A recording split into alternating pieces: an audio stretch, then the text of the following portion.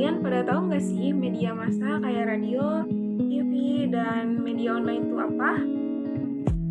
Aku bakalan sedikit jelasin tentang pengertian, perbedaan, kelebihan dan kekurangan, serta perkembangan broadcast.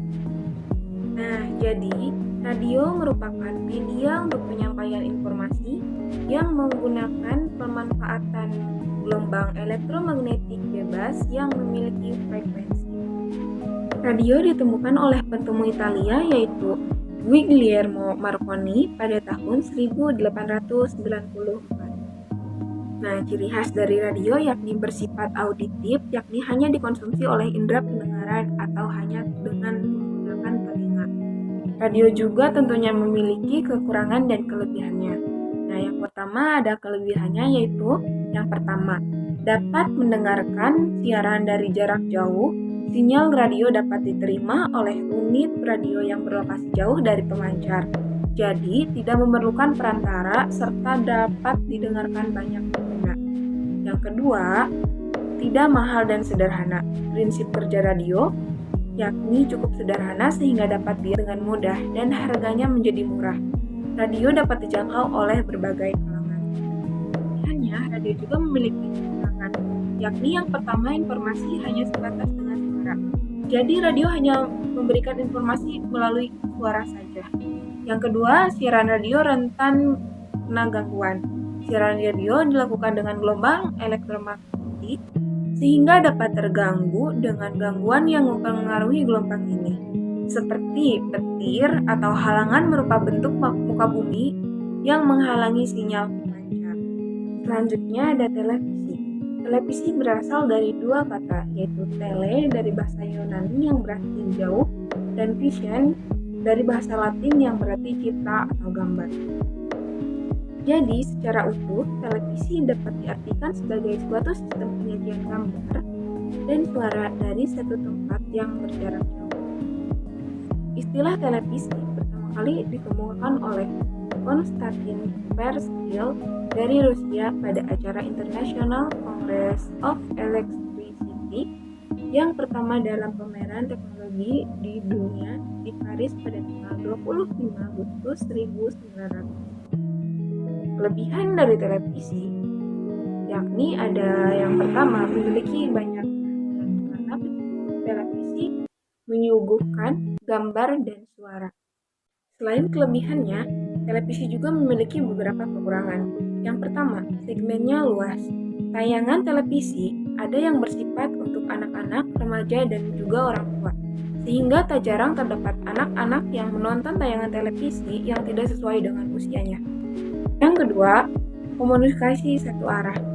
Sama seperti halnya radio, televisi juga hanya menyuguhkan komunikasi satu arah. Artinya, penonton hanya dapat menyimak saja tanpa bisa memberikan respon langsung kepada mereka.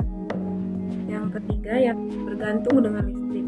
Jika ada pemadaman listrik, televisi akan ikut mati dan penonton akan kehilangan informasi di acara yang sedang mereka saksikan.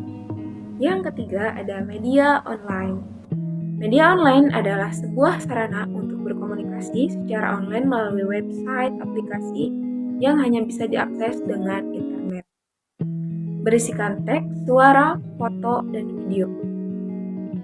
Media online secara umum mencakupi semua jenis website dan aplikasi termasuk situs berita, situs perusahaan, situs lembaga atau instansi, blog, forum komunitas, media sosial, dan situs jualan atau e-commerce, online store, dan aplikasi chatting.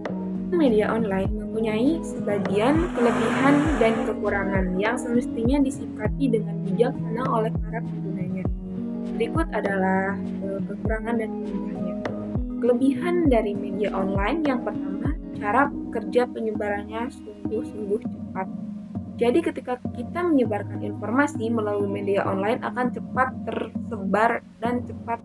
Yang kedua, informasi atau data lama bisa dengan cepat dibuka kembali dengan gampang sewaktu. Yang ketiga, bentuk konten yang disajikan di media online ini sangat beragam, yakni teks, video, dan audio. Yang keempat, bisa diakses dengan gampang dari mana saja dan kapan saja serta penggunanya praktis dan fleksibel. Yang kelima, para pengguna media online bisa saling berinteraksi, jadi bisa menambah banyak relasi atau mendapat banyak teman dari media online tersebut. Ada juga kekurangan dari media online.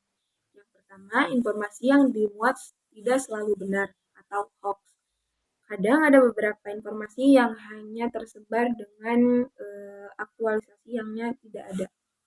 Yang kedua, pengguna seharusnya mempunyai perangkat yang mensupport dan koneksi internet yang stabil.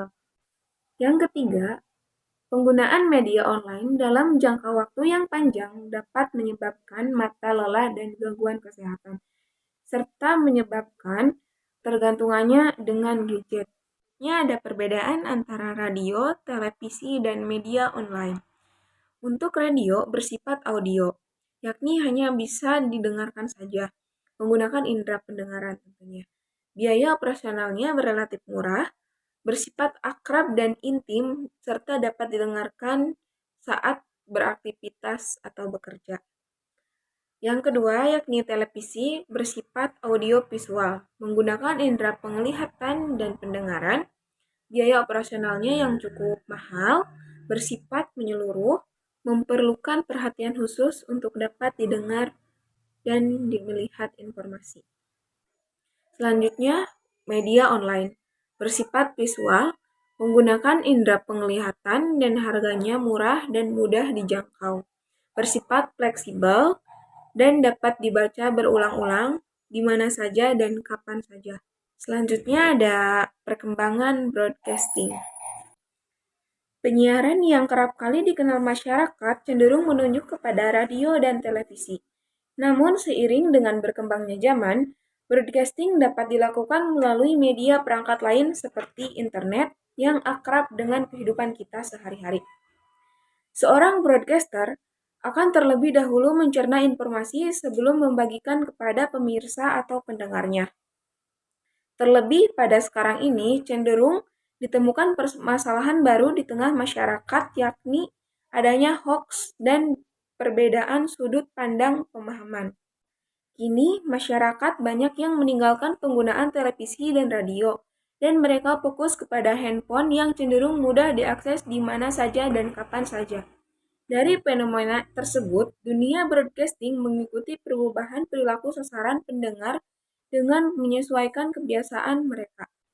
Seperti halnya kegiatan pada umumnya, demikian penyiaran atau broadcasting juga tidak dapat dilakukan begitu saja, melainkan tetap melihat batasan dan bergerak di bawah regulasi tertentu agar pelaksanaannya mampu berjalan dengan optimal. Adapun perkembangan broadcasting di Indonesia, sebagaimana dikatakan oleh Aswin Sasongko selaku Dirjen Aplikasi Informatika, Kemeninfo bahwa telepon genggam kini mampu menayangkan siaran televisi. Terdapat dua jenis siaran televisi yang dapat disaksikan lewat ponsel. Pertama, televisi yang menggunakan metode biasa dan televisi yang siarannya berbasis dengan internet atau IP base. Perkembangan industri penyiaran atau broadcasting dapat dilihat dari berbagai sisi, seperti skala usaha, luas jangkauan penyiaran, jumlah lembaga penyiaran, sampai pada sisi kreativitas. Industri penyiaran ini akan menjadi bisnis yang kompetitif dan fokusnya adalah menemukan industri konten. Bahkan bersamaan dengan itu, untuk mendukung perkembangan efektivitas dan efisiensi kegiatan broadcasting, perlu dilakukan migrasi pengoperasian penyiaran televisi analog ke televisi digital, agar jangkauan penyiaran lebih dirasakan masyarakat serta penyiaran Indonesia tidak punah, oleh karena digeser oleh konten audio visual seperti YouTube dan sebagainya. Nah, mungkin hanya itu saja yang sedikit bisa saya jelaskan. Semoga video ini bermanfaat. Terima kasih.